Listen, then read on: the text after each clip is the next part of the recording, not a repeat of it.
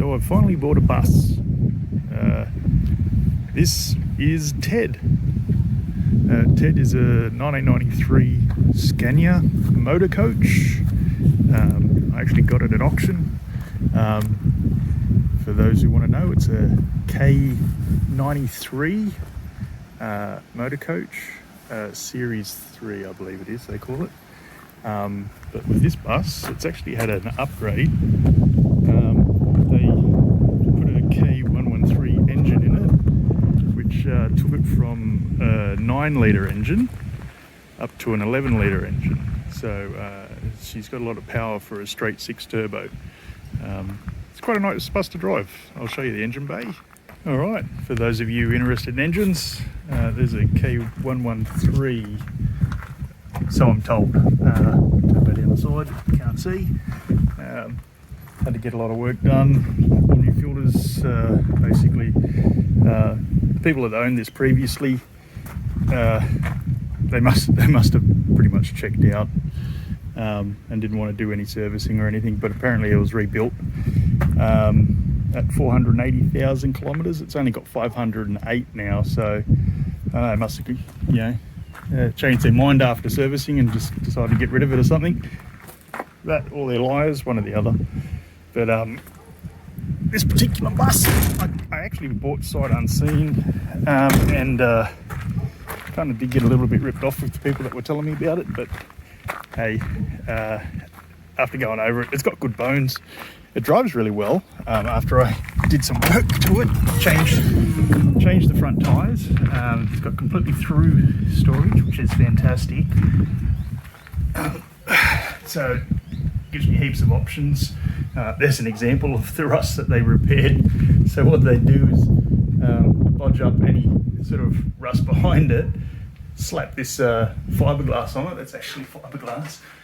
And then just hit it with a bit of spray paint so the rust would build up behind it. So I've got a lot of chasing to do to fix all that up. But yeah, I'll work out a layout for power and water and stuff. So yeah, so I'm going to convert this thing to a livable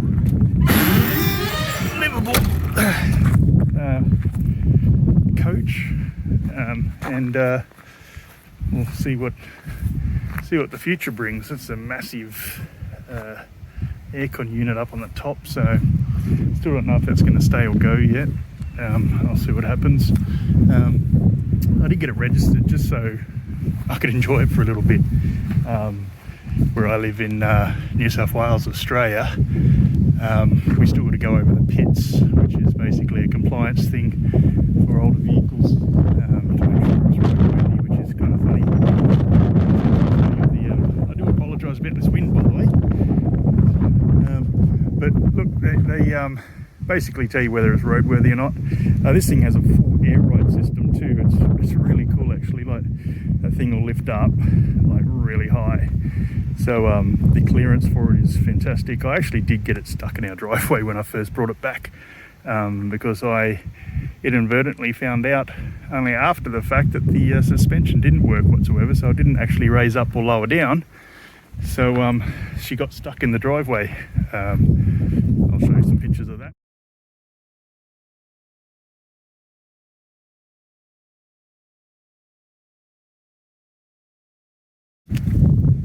So I'll go have a look inside, and I'll show you basically things that I've done. That's an example. So when they were repairing rust on this thing, you'll see here they've put fiberglass on top of the metal, and what they've actually done is they've fiberglassed this together. So this hatch, I pulled the lock out thinking that the lock was stuck, when it had nothing to do with the lock. The whole thing's just fiberglassed together. So there's things in there, including the water sprayer for your wipers, so I've got to get in there at some stage.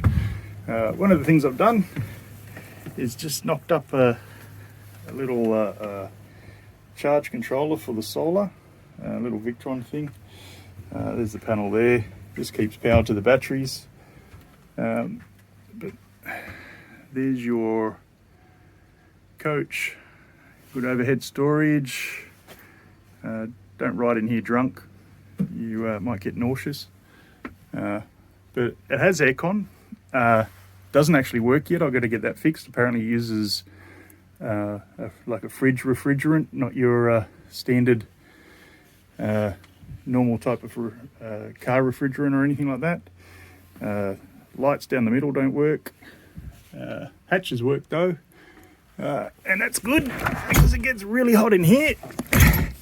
So open them up and she's nice. But it is quite lovely to drive once you're actually on the road. It's got its own little CB, radio works. Half these warning lights like this guy, if anyone knows what that is, let me know.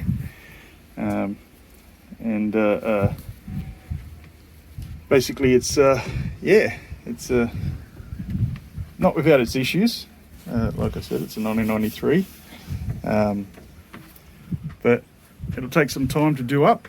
I'll go over the layout later, but yeah, at the moment I just rushed to get it all sort of together so I could get it registered. It used to have a TV up there. I pulled the TV out because it was a huge thing.